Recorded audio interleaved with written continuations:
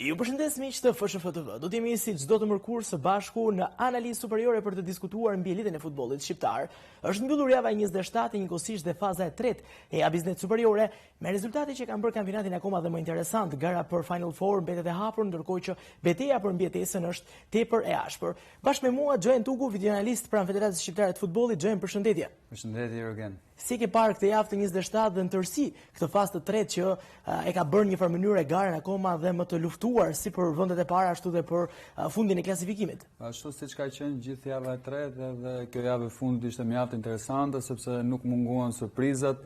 Janë Partizani tashmë që është futur në duelin për Final Four dhe e ka kapur vendin e katërt, ndërkohë që Vora është futur në vallen për mbijetesës tashmë dhe është një luftë mjaft e rrezikshme se kush do të bjerë nga kategoria, por ka emocione dhe ka bukuri ky kampionat, le të themi. Po duket sikur diferencat janë shumë të vogla, jo vetëm mes skuadrave që garojnë për të njëjtin objektiv, por edhe nga vendi i parë me vendin e fundit, sepse pam flamurtarin që arriti të mund Vllaznin, kemi parë në tërësi të këtij edicioni shumë rezultate surprizë, apo jo? Po, shumë e saktë dhe kjo është ajo çfarë e bën kaq të veçantë këtë kampionat, sepse asnjëherë nuk pritet se çfarë mund ndodh nga njëra javë në tjetrën, ti mundesh vendi i parë ndoshta mund vendi i dytë dhe pastaj javën pasardhëse mundet nga vendi i fundit. Megjithatë ne do të ndalemi gjërësisht tek 5 takimet e zhvilluara në Abiznet superiore në javën e 27. Fillimisht ndjekim rezultatet që ka prodhuar kjo javë për të kaluar më pas tek rënditja e për të ndalur hap pas hapi tek të gjitha ndeshjet. Janë luajtur ditën e diel, Tirana Elbasani 0-1, Bylis Vora 1-0, Flamurtari Vllaznia 1-0, ndërkohë që të hënën Egnatia Teuta 4-2 dhe Dinamo City Partizani 0-2. Se tekon klasifikimit, ndodhet Vllaznia në vendin e parë, kryesuese e kampionatit, ndërkohë që siç thamë edhe gara për Final Four është tepër e ashpër me Elbasanin dhe Egnatian që kanë fituar terren. Vllaznia në vendin e parë me 51 pikë, ndjekin Elbasani dhe Egnatia me nga 49, në vendin e katërt Partizani që tashmë i ka marrë vendin Dinamo City pikërisht pas suksesit në ndeshjen direkte, 42 pikë Partizani, Dinamo City 39, më pas Teuta në vendin e 6 me 34 pikë, Bylis me 27, Vora me 26, Flamurtari me 24, kalon vendin e fundit dhe Tirana në vendin e 10 me vetëm 21 pikë. Shohim pikërisht ato që ne diskutuam edhe më herët, Gjoen, që kemi një duel tepër interesant, sidomos për zonën Final Four, por një garë akoma dhe më të fortë për mbijetesën. Nuk duhet të harrojmë gjithashtu që edhe pikët përgjysmohen duke marrë për poshtë dhe diferencat sa do vinë do bëhen më të ngushta, kështu që nëse do kishim këtë renditje që kemi tani pak a shumë, diferenca nga vendi i parë me vendin e katërt do të ishte vetëm 4 pikë dhe do të ishte akoma mundësi për ekipet që janë aty për të marrë vendin e parë dhe nuk përjashtohen asnjë surprizë.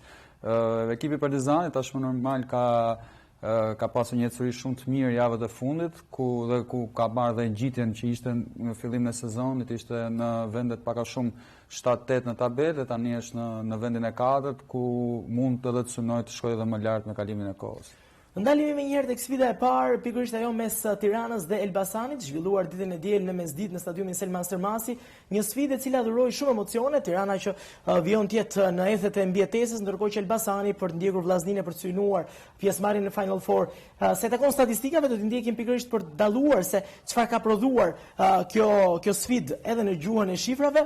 Rezultati 0-1, vendosi një gol i Dzegomesh në minutën e 45, ndërkohë që gjuajtjet dhe aton kuadrat 10-2 për Tiranën, 11-3 për Elbasanin, expected goal 0.76 për Tiranën, 1.46 për skuadrën e Elbasanit, gjuajtjet në kuadrat 57, mbajtja e topit 57%, 43% për Elbasanin, ndërkohë që shohim një superioritet të Tiranës, por do ndajemi pas pak. Duelet fituara 104-88, goditje nga këndi dhe gjuajtje, 2-1 për Tiranën dhe 6-2 për Elbasanin, duele erore 15-19, faula 7-15, më agresiv ekipi i Gvozdenovic, prekje në zonën kundërshtare 13-18 dhe topa të rikuperuar 77-73.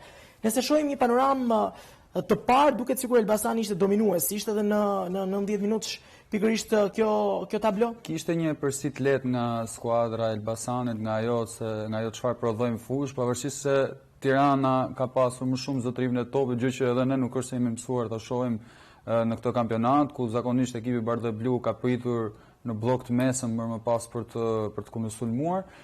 Megjithatë, në këtë javë Elbasani nuk preferoi ta mbante topin dhe Tirana ka qarkulluar më shumë le të themi pak në mënyrë pasive dhe Elbasani ka qenë më i rrezikshëm në ato raste që janë prodhuar dhe prandaj dhe numri expected goals është pak më i lartë, por nuk është se ishte ndonjë diferencë shumë e madhe, ndoshta mund të mbaronte kjo ndeshje dhe 1-1 në bazë të asaj çfarë prodhua. Shkojmë një herë tek episodi i parë, është rasti i minutës së 11, një mundësi e krijuar për Tiranën, e finalizuar nga Redon Xhixha, por jo siç duhet, është pikërisht episodi i parë i veçuar nga Gjoeni për të analizuar në këtë puntatë analizë superiore. Po, është pikërisht klipi që kemi këtu. Tirana ishte në mbrojtje me 5 mbrapa, me 2 mësueshor dhe Myslovic që ishte mbrapa 2 sulmuese për të formuar një 5-2-1-2 praktikisht në pressing.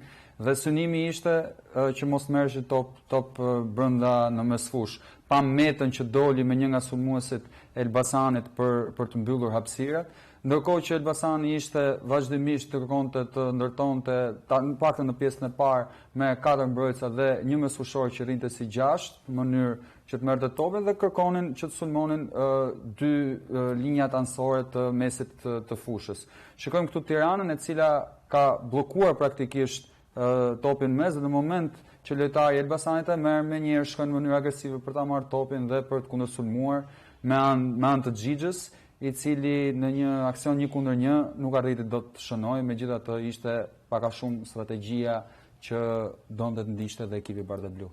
Po, ndërkohë që Tirana ishte agresive, pavarësisht rezultatit që nuk ishte i duri për ta në fundin e lojës dhe në fundin e pjesës së parë, është një situatë që kemi specifikuar për Myslovic, një nga elementet më të rëndësishëm të skuadrës Tiranës të ekipit të Orges Shehit. Episodi i minutës së 43, jemi pranë fundit të pjesës së parë, pikërisht i veçuar. Është pikërisht mënyra se si po ndërton ekipi i Tiranës dhe shohim Myslovic i cili në këtë rast që parë ishte se roli dhe 10 dhe këtu është hapur në anësore për të tërhequr dhe për të sjellë me vete një lojtar të Elbasanit, në qoftë se do të mundeshin pastaj bardhë-blut që të çajnë në linjën e qendrës. Gjithsesi pati një qarkullim të mirë nga ana e Tiranës, ata ndërtuan mundohen që ndërtoheshin në 3+2 dhe të lëshonin topat gjatë përpara pikërisht për 2 sulmuesit kryesor dhe solli kjo një rast të humbur për ta i cili mund të kishte çuar në avantazh. Ishte goditja e Mehmetit ajo që shkoi jashtë, por në krahun tjetër, nëse Tirana nuk arriti dot të konkretizoi rastet e saj, ishte maksimalisht produktiv Elbasani në anën tjetër që në limitet e kohës së rregullt, minutën 45 me Xe Gomes, ja doli që të realizojë dhe golin që vendosi fatin e kësaj sfide. Pikërisht tek episodi i tretë, te goli i shënuar nga portugezi, ai i cili në një farë mënyrë peshoi jashtëzakonisht shumë sepse jo vetëm i dha 3 pikët skuadrës Elbasanit, por në anën tjetër ngushtoi diferencën me Vllaznin pas javës së 27. Po, duhet thënë që ishte një aksion model i ekipit verdhë-blu. Shikojmë përsëri siç e pam edhe çfarë ndërtimin me kadër dhe pikërisht ato linjat mes linjave që kërkonin të pasonin lojtarët e Elbasanit. Shikojmë dhe një ndrim pozicion ashtu sepse Boje ka zbritur ndërkohë që Lukili ka dalë pak më në krah për të krijuar një ekuilibrim në mbrojtjen bardhë-blu. Dhe pastaj Musta që shkon të bëj një depërtim brapa shpinës kundërshtarit, duke sjellë edhe gjithashtu dhe golin e avantazhit dhe gjithashtu dhe golin e fitores, sepse u mbyll ndeshja me rezultatin e tillë. Ndërkohë që në pjesën e dytë do duk sikur Elbasani e menaxhoi mjaft mirë, është edhe pikërisht le të themi tematika që ne kemi veçuar për episodin e 4 të kësaj sfide mes Tiranës dhe Elbasanit, është mënyra se si Elbasani arriti të organizojë lojën përballë Tiranës që e shtoi forcën sulmuese, arriti që të bëjë edhe 2 ndryshime Orges Shehi në pushimin e ndeshjes në mënyrë që të rriste presionin në gjysmën ndryshare. Këto ndryshime, siç e thënë ti, u vuan re mjaft mirë, vazhdon Elbasani me të njëjtën strategji, ndërkohë që Tirana kishte ndryshuar mënyrën e presingut dhe kishte shkuar me një 4-2-3-1 tashmë dhe me hyrje në fushë të Tabeku, por gjithsesi Elbasani arrin të pasojë mes linjave dhe të dalë nga presingu i Tiranës, e cila nuk arriti dot të bënte ndoshta atë marrjen e topit aty në mesfush. Ndërkohë këtu shikojmë që Elbasani ka ndryshuar gjithashtu edhe mënyrën e ndërtimit, sepse tashmë janë në një 3-2-5, duke lënë Mustën pak më të tërhequr edhe duke sulmuar lart me mbrojtjen e djathtë. Arrin të pasojë mes linjave, menjëherë një ndryshim krahu për Lukilin, i cili arrin të shkrosojë mjaft mirë në zonë, por topi nuk arrihet dot. Alili largon. Alili largoi, por gjithashtu Elbasani është një nga ekipet që kroson më shumë në kategorinë superiore, vazhdon insistoj dhe arrin të krijojnë një rast le të themi të rrezikshëm tek porta kundërshtare, e cila mund të rezultonte edhe në dyfishimin e avantazhit. Në një farë mënyrë, statistikat dhe shifrat përligjin rezultatin e kësaj sfide mes Tiranës dhe Elbasanit. Tirana që tashmë rrezikon vërtet shumë, ka një kalendar shumë të rëndësishëm përpara, ka 3 sfida me rivalet direkt, teksa paralelisht me sfidën që zhvillonte me Elbasanin, në Adush Muça të Ballshit luaj një finale mbjetese e konsideruar pikërisht mes Bylisit dhe Vorës. Dy skuadra të cilat ishin shumë pranë në rënditje dhe mbi të gjitha në përfundim të këtij 90 minuti pati dhe një rokadë në klasifikim. Se takon statistikave do të ndjekim pikërisht çfarë ka prodhuar ky 90 minutash në gjuhën e shifrave mes Bylisit dhe Vorës, sfidë e cila përfundoi në shifrat 1-0, një gol i realizuar në limite nga Adepoju në minutën e 88, ishte ai i cili i dha fitoren skuadrës së Bylisit. Po, ishte një ndeshje mjaft e luftuar nga të dyja ekipet, por duhet të themi që Bylisi ndoshta ishte ekipi më dominant në këtë sfidë dhe nga ajo se çfarë u përcon fush, prodhuan shumë, bën shumë gjuajtje dhe kërkonin me do e mos të merrnin 3 pikët, sidomos në fushën e tyre, duke ditur shumë mirë pastaj se çfarë rëndësie do të kishte për to në vazhdim të kampionatit. Se takon expected goal 1.53 Bylisi, 0.26 Vora, takon një diferencë shumë të madhe, ndërkohë gjuajtjet dhe ato në kuadrat 23-13 për ekipin e Bylisit, 7-3 Vora, mbajtja e topit 45 me 55 në përqindje në favor të skuadrës debutuese, duelet fituara 100-101, ekuilibër në këtë drejtim, goditje nga këndi dhe gjuajtje 4-2 dhe 6-2, duele erore 15 për Bylisin, 12 për skuadrën e Vorës, faula 17-14, një sfidë goxha e luftuar, prekin në zonën kundërshtare 18 Bylisi, vetëm 4 Vora dhe topat e rikuperuar 76-71, duket sikur Bylisi ka qenë me çdo kusht i detyruar të marrë fitoren në mënyrë që të vijojë atë garën për mbjetesë, faktën referuar shifrave që keni nxjerrë ju. Përveç gjuajtjeve, normalisht ajo çfarë bie shumë në sy në këtë përballje ishin pikërisht preket në zonën kundërshtare, sepse Bylisi gjithmonë mundohej të sulmonte me forca të shumta, ndërkohë që Vora në këtë rast nuk ka arritur dot të prodhojë rrezikshmërinë që duhej për të marrë të paktën për të provuar të shënojë një gol duke hyrë vetëm 4 herë në zonën kundërshtare. Që në minutën e 4 ishte episodi i parë që në një farë mënyrë tregoi pasqyrën mes dy skuadrave, Vora në një anë që kishte strategjinë e qartë dhe Bylisi që kishte ndërtuar filozofinë e këtij 90 minutë që bazuar ndoshta edhe kundërshtari. Ishte episodi i parë, ai i cili na tregon në një farë mënyrë se si ishin vendosur skuadrat apo jo. Po, patjetër, sepse do të shikojmë më njëherë një aksion nga ana e ekipit të Vorës, se mënyra se si ndërton, ndërkohë është ndërton me 4 mbrojtësa praktikisht, ndërkohë që sulmuesi Olanjo i Bylisit vendos që të të mos presoj direkt tek portieri, duke lënë atë të gjuajë dhe pikërisht strategjia e Vorës në këtë rast për të paktën për pjesën e parë ishte që topi të shkonte te mbrojtësi krahut dhe pastaj të sulmonte menjëherë me një vertikalizim përpara për të dalë nga pressingu ballshiot. Ndërkohë që nga anë tjetër, skuadra e Vorës kishte shkuar me idenë e qartë për të mbrojtur sa më gjatë rezultatin, e pamë dhe në expected goal që kuptoi që nuk është se sulmonte shumë, rasti i dytë është pikërisht në vendosjen e ngjeshur në prapavik. Kishim një distancë shumë të shkurtër ku ndodhej e gjithë skuadra e Vorës, pikërisht edhe në mënyrë grafike siç e ke përgatitur, do na ilustroj e interpretoj Xheni. Shumë e vërtet, sepse këtu menjëherë shikojmë një humbje të topit nga ana e ekipit të Vorës dhe mënyra se si kthehen ata më një herë mbrapa, 10 lojtarë përveç portierit që normalisht do të jetë në port, të 10 lojtarët janë kthyer në mbrojtje për të mbyllur çdo hapësirë të mundshme dhe është një distancë shumë e shkurtër, 17 metra nga vija e 16 metrash që është lojtari i fundit me sulmuesin e Vorës, duke dashur të ja bërë të pamundur Bylisit për të gjetur hapësirë aty. Megjithatë, skuadra ballshote u mundua shumë dhe gjatë gjithë ndeshjes dhe kjo, siç e the edhe ti Jurgen, u duk shumë edhe në statistika në atë çfarë prodhoi. Ktu pastaj vëmë re që ekipi i Vorës fillon të dalë pak nga pak nga zona e vet për të shkuar dhe për të presuar ekipin kundërshtar. Megjithatë, në një top që ishte le të themi diskutueshëm në mes fush, Bylisi arrin të dalë. Shikojmë që menjëherë ndrohet krahu dhe ishte një mbi pozicion pastaj nga ana e Negrus që solli një rast le të themi jo pak të rrezikshëm për ekipin e Bylisit. që kishte dy lojtarë në zonë dhe arriti të krijojë një rast i cili nuk u arriti dot të konvertohej. Ndërkohë që rasti i tretë lidhet pikërisht përsëri me skuadrën e Bylisit me pozicionimin e mesfushorëve të kësaj skuadre, lëvizjen që kishin ata sipas indikacioneve të trajnerit Josa. Do ta ndjekim edhe episodin e tretë në pjesën e dytë minutën e 61, rasti i nisur nga këmbët e portierit. Ishte diçka një ndërtim 4+1 nga ana e Bylisit. Dhe ajo çfarë kërkonte më shumë te trajneri Josa në këtë përballje, në këtë rast për shembull janë zonat mes linjave që ishte komplet zbuluar, ajo çfarë kërkonte shumë ishte menjëherë nëse topi do të shkojë në krah, që të dy teçat të menin dhe të shkelnin zonën anësore. Ktu shikojmë Sulevarin që shkon ta bëj këtë udhëzim të trajnerit, ndërkohë që nga krahu tjetër është Stoilov që bën pikërisht të njëjtën gjë.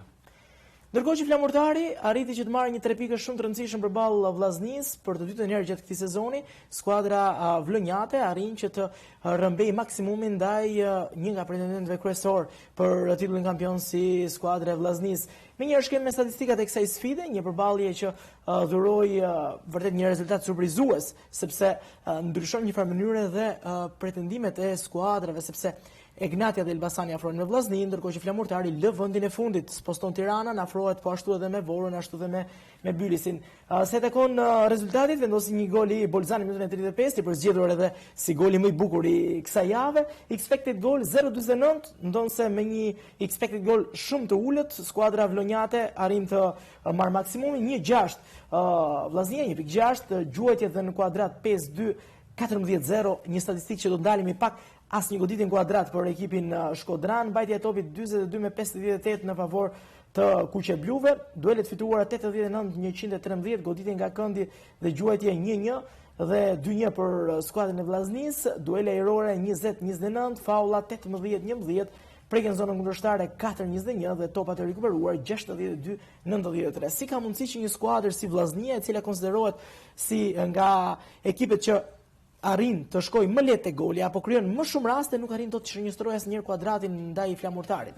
Kjo ndoshta është edhe bukura e futbollit, sepse gjithçka mund ndodh. Çfarë pam Vorën, e cila kishte shkelur vetëm 4 herë në zonën kundërshtare, ndërkohë që tani është flamurtari që ka bërë njëjtën gjë, por arriti të shënojë një gol mjaft rëndësishëm, sidomos për sfidën mbjetesë. Duhet të thënë që në statistikat në këtë përballje janë gjithashtu të veçanta, sepse Vllaznia ka qenë që në pjesën e parë me karton të kuq me 10 vet, dhe megjithatë ka arritur të prodhojë mundësi shënimi duke mos arritur dot të konkretizojë.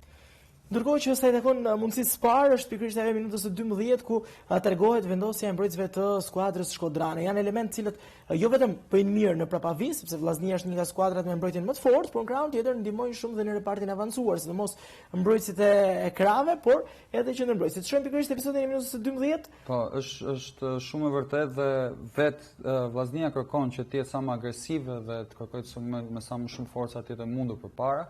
Tu do të shikojmë me kujdes pozicionimin e Jagos, pasi arrin ta nxjerrë me një teknik mjaft mirë nga presingu ekipin, ai shkon më njëherë më përpara, por gjithashtu çfarë është më e rëndësishme Çelikovic, që është ndërmbrojtës i djathtë.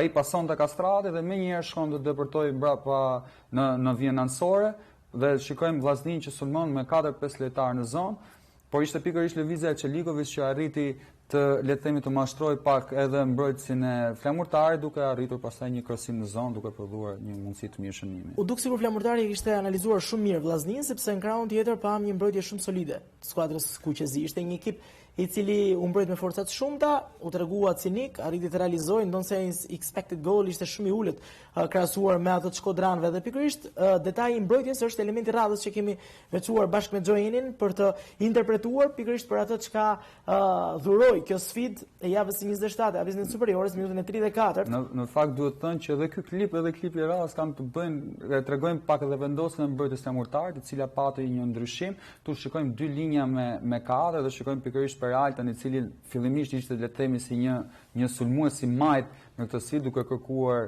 që të mbulojnë një nga pikat e forta të Vllaznisë janë pikërisht sulmet nga krah dhe duke lënë pak më shumë hapësira në mes. Dhe sapo flamurtari merr topin, ishte shumë e qartë ideja për të shkuar dhe për të sulmuar sa më shpejt mbrojtjen kundërshtare. Këtu ishte lëvizja e trashit, i cili arriti më njëherë shkoi në mbi pozicion sapo ekipi doli përpara. duke futur një top mjaft mirë në zonë, gjë që rezultoi edhe në golin e vetëm të shënuar në këtë sfidë. Një ekzekutim perfekt i Bolzan. Ishte gjithë aksioni, dhe asist nga Maksuti dhe finalizimi Bolzan, dhe ishte një aksion komplet që ishte shumë i mirë, le të themi. Vërtet një episod shumë interesant, shumë delikat, dhe ndoshta kërkon nevojë për interpretim sa i takon vendosjes së skuadrave, pikërisht lidhet edhe me episodin e tretë që ju e përmendet pak, ndonse Flamurtari kishte një vendosje tepër solide dhe Vllaznia në anën tjetër u mundua t'i përshtatej gjatë lojës. Pam një qarkullim të lojës kuqe bluve, do ta ndjekim edhe në klipin e përgatitur pikërisht për këtë episod të radhës në minutën e 59. Po, shumë vërtet Jurgen, dhe Vllaznia nuk donte të dilte nga pikë nga kjo sit, megjithëse ishte me 10 lojtarë. Dhe është gjithmonë e vështirë të analizosh kur ekipet janë 11 kundër 10, dhe megjithëse Flamurtari ishte me një lojtar më shumë, prap donte të ishte shumë i bindur për fitoren që do të merrte, donte të priste në gabimet e ekipit shkodran. Nëse do të shikojmë këtu, kemi një vendosje praktikisht që është 5-3-2 dhe Peralta që çfarë ishte një mbrojtësim, një sulmuesi majt, tashmë ka zbritur duke shkuar trashë si që në mbrojtësi majt, ndërkohë dhe Diawara ndihmonte në krah. Duke aplikuar një mbrojtje me 3 praktikisht. Praktikisht mbrojtje me 5 në rreshtim aty mbrapa, 3 qendër e vërtet edhe 2 në krah. Ndërkohë tek Vllaznia Kallaku shkonte merrte krahun në manovrën ofensive dhe Jago fute nga brenda dhe është pikërisht edhe aksioni gjithashtu që pam çfarë, vetëm se këtë herë nga krahu majt është Bajrami i cili shkon të marrë thellësinë, nuk e futur një krosim në zonë i cili nuk ishte në cilësinë e dur dhe nuk pra rritën do të prodhojnë. Një gabim i Vllaznisë që u shfrytëzua maksimalisht si nga Elbasani që ndoqë më herët në triumfin me Tiranën, por dhe nga Ignatia që në shtëpi arriti të marrë 3 pikët në një ndeshje shumë ndërlikuar me Teutën. Do ta konsideroj të tillë sepse pati festival golash, 6 gola të shënuar për mbysje me ekipin dursak që u mundua, provoi që të merrte një rezultat pozitiv, por e pati të vështirë, u duk sikur u çlirua paksa dhe skuadra Rogozhinase. Se takon edhe të dhënave të kësaj sfide, statistikave që kemi patur, 4-2 rezultati mes Ignatias dhe skuadrës dursake, 1.68 expected goal, 4 gola shënuar nga Ignatia, 1.75 për ekipin e Teutës, gjuajtja dhe në kuadrat 12-6-5-2, mbajtja e topit 56-44 në përqindje, duelet e fituara 89-83, goditje nga këndi dhe gjuajtje 3-asnjë për Ignatian, 6-2 për Teutën, duela erore 12-21, faula 15-20, prekje në zonën kundërshtare 10-9 dhe topat e rikuperuar 65-68. Nga statistikat duket sikur nuk ka patur shumë diferenca, siç tregon rezultati prej 2 golash. Dhe prandaj rezultati le të themi në këtë sfidë ishte pak gënjeshtar, sepse ndeshja mund të kishte shkuar nga të dyja krahët, mund të kishte përfunduar dhe barazim. Një arsye që numri expected goals është i lartë është sepse të dyja ekipet patën penalti dhe normalisht numri rritet, por gjithashtu duhet thënë që edhe Teuta u mundua të shkonte, pavarësisht se nuk pati shumë gjuajtje, po ato raste që pati ka pasur shumë të rrezikshme dhe prandaj dhe expected goals është edhe i lartë.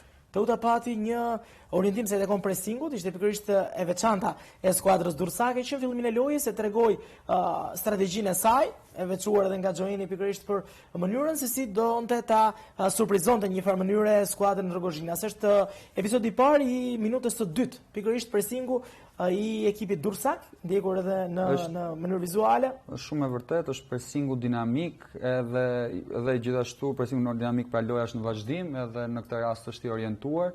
Ishte shumë e qartë që ekipi dursak donte të bllokonte 2 lojtarët ose 3 lojtarët që rrinin mes nga ekipi Ignatias, duke kërkuar që ti bllokonte pikërisht komplet të gjitha hapësirat, duke detyruar të luante me një top gjatë përpara dhe pastaj ata të kishin mundësi të fitonin topin, megjithatë këtu nuk arritën dot direkt ta merrnin topin e dytë, duke arritur të rifitojnë më pas edhe duke sulmuar zonën kundërshtare, por nuk shkoi dot aksioni siç duhet në këtë rast. Ndërkohë që në krahun tjetër edhe Ignatia ka pasur shumë ndryshime krahasuar me 2 sezonat e kaluara kur ka arritur që të fitojë titullin kampion, ndryshime që kanë prekur më së shumti prapavijën. Repartin e mbrojtjes që në një farë forme ka arritur në mënyrë graduale të përshtatet, ka emra të rinj, ka spostime nga trajnerët e tova që bën edhe lëvizje gjatë ndeshjes, është pikërisht momenti i dytë apo elementi i dytë që kemi veçuar nga kjo sfidë, është rasti i minutës së 38, pikërisht vendosja e mbrojtjes së Rogozhinasve, ajo që do të veçojmë nis nga portieri Dejsinani.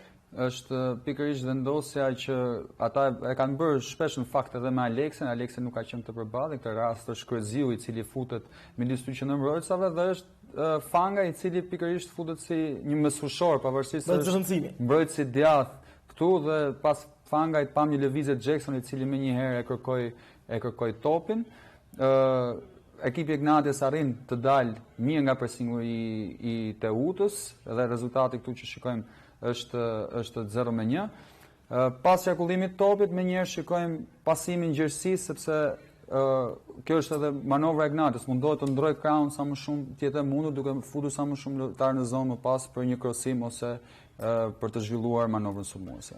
Teksa te kjo sfidë, pati përmbysje të rezultatit, goli i Buric ishte tepër i rëndësishëm, ishte ai që i dha përsin për 3-2 skuadrës rrogozhinase dhe do të jetë pikërisht rasti i radhës që do ndjekim për të veçuar në këtë sfidë episodi i golit realizuar nga sulmuesi i Ignatias. Një gol i cili padyshim që peshon shumë sepse i dha dhe çlirimin ekipit të Tetovës. Po, është saktë edhe këtu shikojmë që tashmë Ignatia është duke ndërtuar 3-2-5, Fanga nuk është më në mesfush, por është hapur në krah duke kërkuar të marrë gjerësinë dhe pikërisht topi shkon tek ai. Menjëherë shikojmë edhe vëmë re që Ignatia është me forca shumta dhe menjëherë sapo topi humbet, kërkojnë ta rifitojnë sa më shpejt të mundur për ta marrë pastaj për të sulmuar. Pra shikojmë rast kundër presingu, le të themi, nga ekipi Rrogozhinës, duke sjellë krosimin dhe rrjedhimisht golin e tretë dhe të avantazhit në këtë sfidë.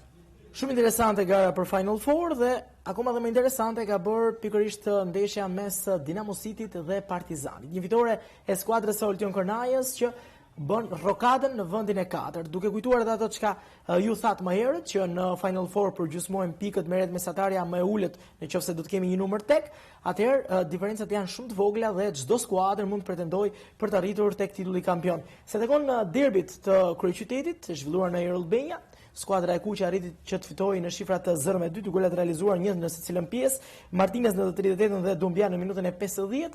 Ndërkohë për të kaluar më një herë tek statistikat e kësaj sfide, expected goal 0.89, 1.4 skuadra e Partizanit, gjuajtja edhe në kuadrat 12.8, 14.7, mbajtja e topit 62 dhe 38 në përqindje.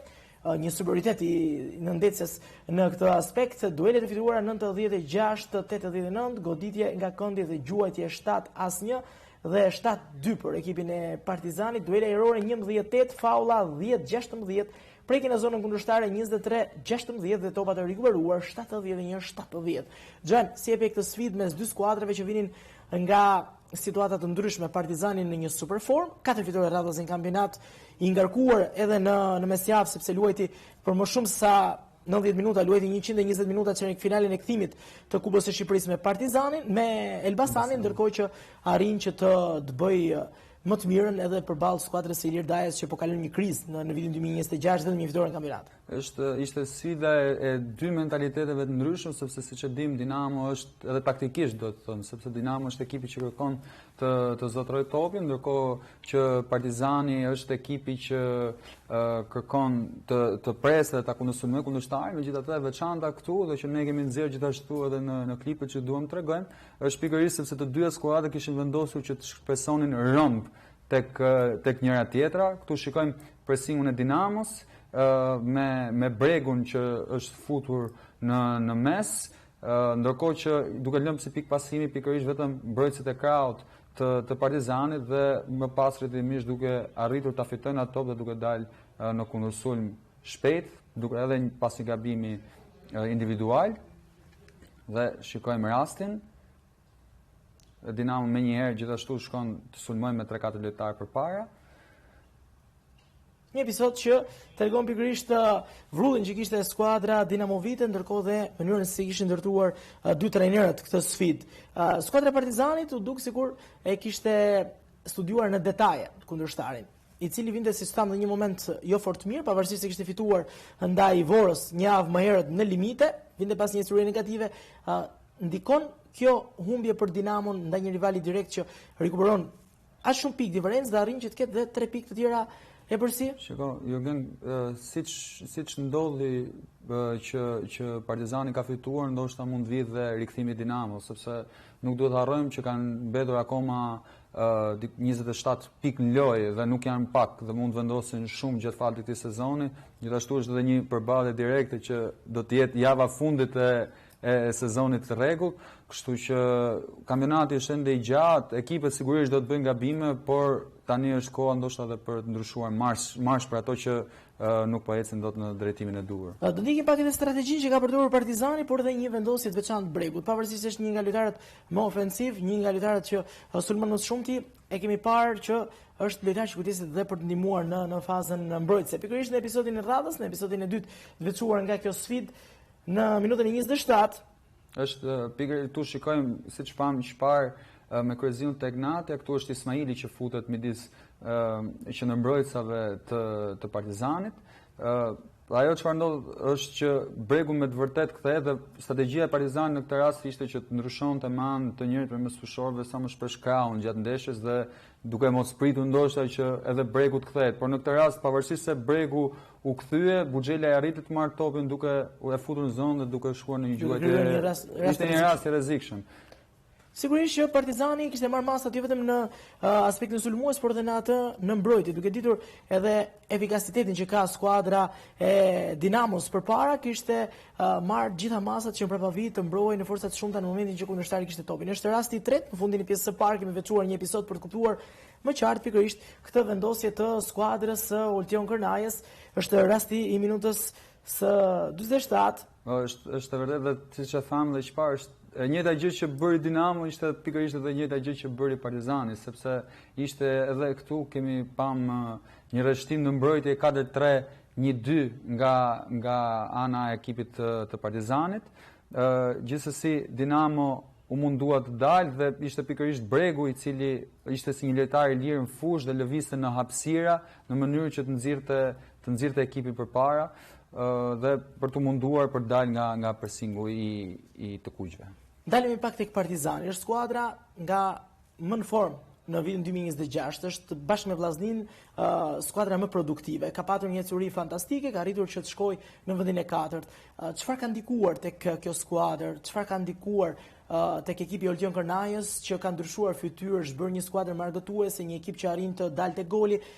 Cili është çelësi i suksesit që Partizani e ka harruar atë nisje krejt negative që i bëri këtij sezoni? Është vërtet arktuese, por unë do thoya që gjithashtu Partizani është një ekip shumë solid edhe në mbrojtje, sepse po ta shikojmë kur ekipi rreshtohet, qoftë pressing, qoftë blok mesëm ose qoftë në blok të ulët, ata janë shumë turitur për ta marrë topin, ose nëse nuk arrin dot ta marrin për ta mbrojtur sa më mirë të jetë mundur portën e tyre.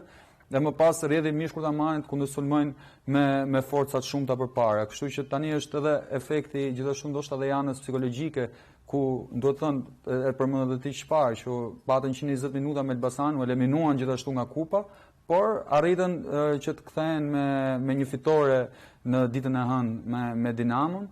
Për mua kjo është organizimi i fazës mbrojtëse që është shumë i mirë, mentaliteti që për të mos psuar gol dhe më pas për të arritur për të sulmuar përpara. E pikërisht për ndjekur edhe golin Dumbian në pjesën e dytë, është rasti i 4 që kemi veçuar nga kjo sfidë, një rast për t'u interpretuar, sepse ishte pikërisht goli që i dha dhe qetësinë skuadrës Kërnajës në minutën e 50. Vazhdon në njëjta vendosje, duhet thënë që në fillim 4-3-1-2 topi kishte shkuar në krah dhe që është momenti ku ky pressing është shumë i rrezikshëm, askush te Partizani nuk është egoist, le të themi, shikojnë të pasojnë aty ku është bosh dhe arrin të prodhohet një rast shumë i mirë i cili më pas gjithashtu u finalizua me anë të dyfishimit avantazhit. Kemi mbetur 9 javë nga fundi i kampionatit. Është faza sprint tani. Asnjë skuadër nuk mund të bëjë llogari, gjithë e dinë se duhet çdo pikë vlen shumë, sepse në fund llogaritë do të jenë minimale. Nuk mund të ketë hapësira për të diskutuar, për të ruajtur lojtar. Si është këtë fazë të 4 që do të vi, duke nisur nga kjo fundjavë? Mendoj që nuk duhet i përjashtojmë në si moment surprizës. Siç e pam edhe këtë javë, vendi i fundit mundi vendin e parë dhe asnjëherë nuk e dihet se çfarë mund ndodhë. Ekipet duhet bëjnë llogari të mirë sepse dhe asnjë kundërshtar nuk duhet në vlerësuar, sepse deri në fund, siç e the edhe ti, është një sprint. Dhe kush shkon i pari te finishit, por tani gara është edhe kush nuk është në dytë fundit, sepse do ishte një rrezik i madh edhe për mos rënë nga kategoria. Diferencat mes tyre kanë bërë shumë interesant kampionatin, ndërkohë do të shohim edhe tabelën e sfidave që do të luhen në javën e 28 të Biznes Superiore, një javë e cila pritet të jetë paq interesante sa edhe ajo që sapo u mbyll. Do të luhet e Gnatja Vllaznia, do të nisë me një super sfidë. Finalja e edicionit kaluar të Final Four, Tirana Bylis, Flamurtari Elbasani, Vora Partizani dhe Dinamo City Teuta. Dhe një koment shkurtër për javën e 28 Gjën, duke nisur me Gnatja Vllaznia. Ajo është besoj sfida për të mos u humbur në asnjë lloj forme, sepse është përballja që jo vetëm ka qenë finale e edicionit kaluar, por në takimet e luajtura në 3 fazat e deri tanishme ka dhuruar gjithmonë spektakël. Dhe shpresojmë që do të dhurojë spektakël edhe në këtë ndeshje të katërt. Janë të dy ekipe që kanë arritur jo vetëm të bëjnë, janë dy nga ekipet që kanë bërë më shumë pikë të sezon në Superligë, por kanë prodhuar gjithashtu edhe shumë futboll, janë të dy ekipe cilësore dhe gjithashtu do të jetë ndoshta edhe një betejë shumë e mirë taktike e të dy trajnerëve në këtë përballje. Finalja e parë mes Tiranës dhe Bylisit. Sfidë direkte për mbjetesën. Tirana e ka provën, besoj, më të rëndësishme të këtij edicioni. Mendoj që do të jetë kjo është ndoshta ndeshja jetë vdekje për Tiranën, sepse do i duhet me do e mos të marrë rezultat pozitiv, ndërkohë edhe Bylisi duhet kërkojë që të vazhdojë atë ecurim pozitive pas fitores që arriti të marrë me ekipin e Vorës. Është një ndeshje që të dyja skuadrat nuk kanë çfarë humbin dhe normalisht do të japin më të mirën për të marrë atë që duan në fushë. Mirë, ne do të jemi javën e ardhshme në analizë superiore përsëri për diskutuar pikërisht për këto sfida që analizuam paksa për të bërë edhe një prezantim të asaj çka na pret në javën e 28. Falenderoj shumë Xhen. Faleminderit ty Jurgen. Ishte shumë kënaqësi që të ndanim pikërisht analizë në analizë superiore lidhur me elitën e futbollit shqiptar. Kemi ardhur në fundin e këtij transmetimi. Miq të FSHF TV, ju ftoj që të qëndroni në programacionin ton. Do të shihemi sërish javën e ardhshme në orën 18 çdo të mërkurë në FSHF TV.